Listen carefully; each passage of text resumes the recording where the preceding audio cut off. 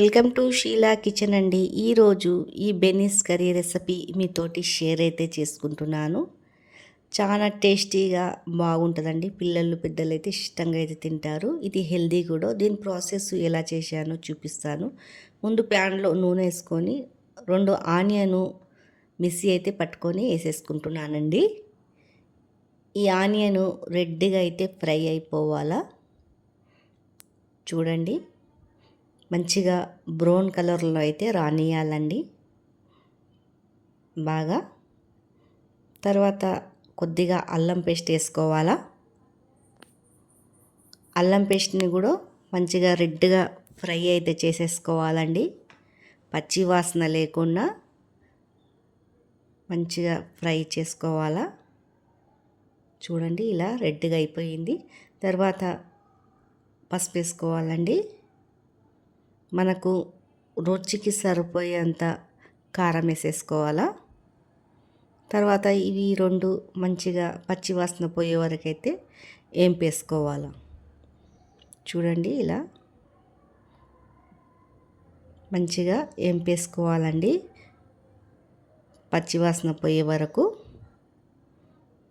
తర్వాత మనం ఒక 3 టమాటాలు అయితే తీసుకున్నాను, సన్నగా తరుక్కున్నానండి.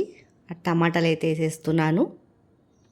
ఆ టమాటాలు మంచిగా కలబెట్టుకోవాలండి ఇలా. తర్వాత టమాటాలు మెత్తగా అయ్యే వరకు పెట్టాలండి. రుచికి సరిపోయేంత సాల్ట్ వేసుకోవాలా. చూడండి, 2 నిమిషాలలో టమాటా అయితే మెత్తగా అయిపోతుంది. ఇలా స్లో మంట మీద పెట్టుకోవాలండి, ఎక్కువ మంట పెట్టొద్దు. చూడండి, ఇలా మెత్తగా అయిపోయింది టమాటాలు.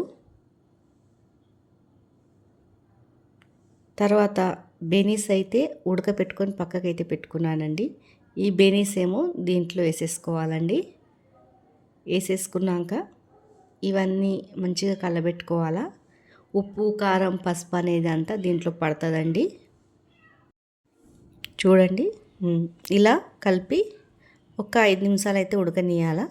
తర్వాత ఉడకపెట్టిన నీళ్ళు ఉంటాయి కదండి, పారపోయొద్దండి, దాంట్లోనే వేసేసుకోవాలా. హెల్దీ అండి ఇది.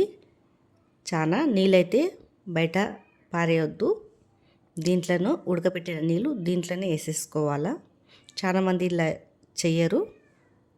చూడండి, ఇలా బాగా ఉడికేటప్పుడు ధనియాలు, పట్టా, లవంగ్, ఇలాచి ఉంటుంది కదండి, అది ఏంపి డీప్ ఫ్రై లాగా చేసేసి పైనుంచి అయితే వేసేసుకోవాలండి. చూడండి, ఇలా కొద్దిగా దగ్గరకైతే పడనీయాల బాగా.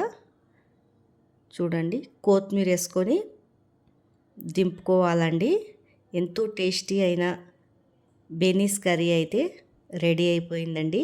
మీకు ఈ కర్రీ నచ్చినట్లయితే కామెంట్ బాక్స్లో కామెంట్ అయితే చేయండి.